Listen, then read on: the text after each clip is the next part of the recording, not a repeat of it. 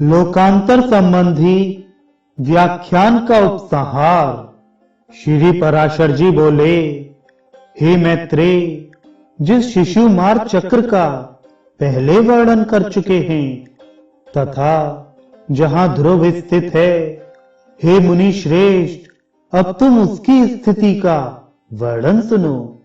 रात्रि के समय उनका दर्शन करने से मनुष्य दिन में जो कुछ पाप कर्म करता है उनसे मुक्त हो जाता है तथा आकाश मंडल में जितने तारे इसके आश्रित हैं उतने ही अधिक वर्ष तक वह जीवित रहता है। उत्तान पाद उसके ऊपर की थोड़ी है और यज्ञ नीचे की, तथा धर्म ने उसके मस्तक पर अधिकार कर रखा है। उसके हृदय देश में नारायण हैं, दोनों चरणों में अश्विनी कुमार हैं तथा जंघाओं में वरुण और अर्यमा हैं। संवत्सर उसका शिशिन है, मित्र ने उसके अपान देश को आश्रित कर रखा है तथा अग्नि, महेंद्र, कश्यप और ध्रुव पुच्छ भाग में स्थित हैं। शिशुमार के पुच्छ भाग में स्थित ये अग्नि आदि चांद तारे कभी अस्त नहीं होते।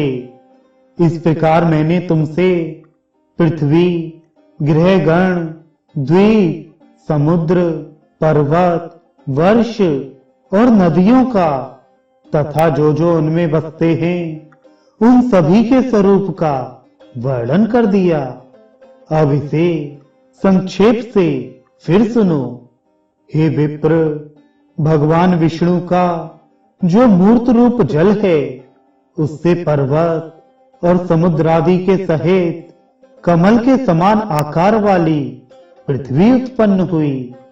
हे विप्रवर, तारागण, त्रिभुवन, वन, पर्वत, दिशाएं, नदियां और समुद्र सभी भगवान विष्णु ही हैं तथा और भी जो कुछ है अथवा नहीं है वह सब भी एकमात्र वे ही हैं, क्योंकि भगवान विष्णु ज्ञान स्वरूप हैं, इसलिए वे सर्वमय हैं, परिच्छिन्न पदार्थकार नहीं हैं।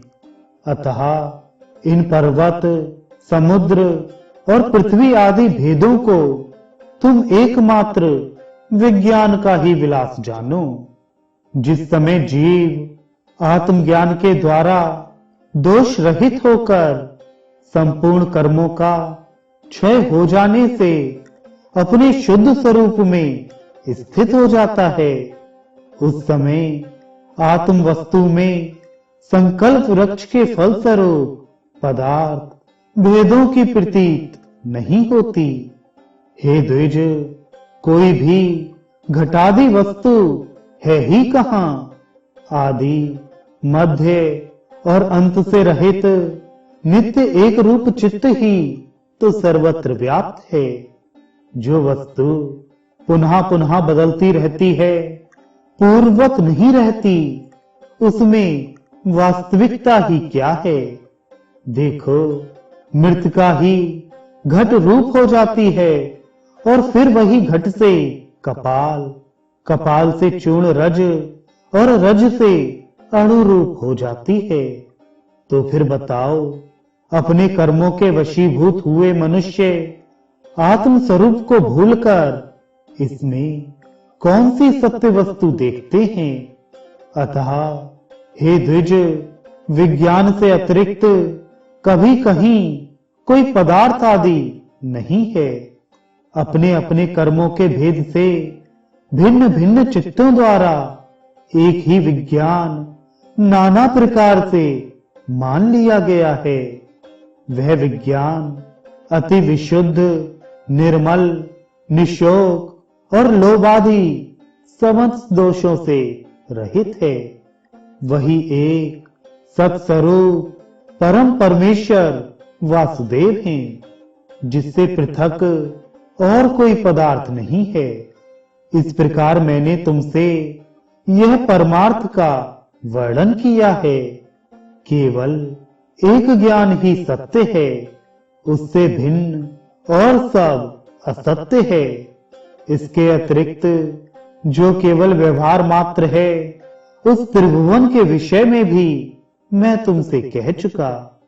इस ज्ञान मार्ग के अतिरिक्त मैंने कर्म मार्ग संबंधी यज्ञ, पशु, बहे, समस्त ऋत्विक, सोम, सुरगण तथा स्वर्गमय कामना आदि का भी दिग्दर्शन करा दिया। भूलोक आदि के संपूर्ण भोग इन कर्म कलापों के ही फल हैं। यह जो मैंने तुमसे त्रिभुवनगत लोकों का वर्णन किया है, इन्हीं में जीव कर्मवश घूमा करता है।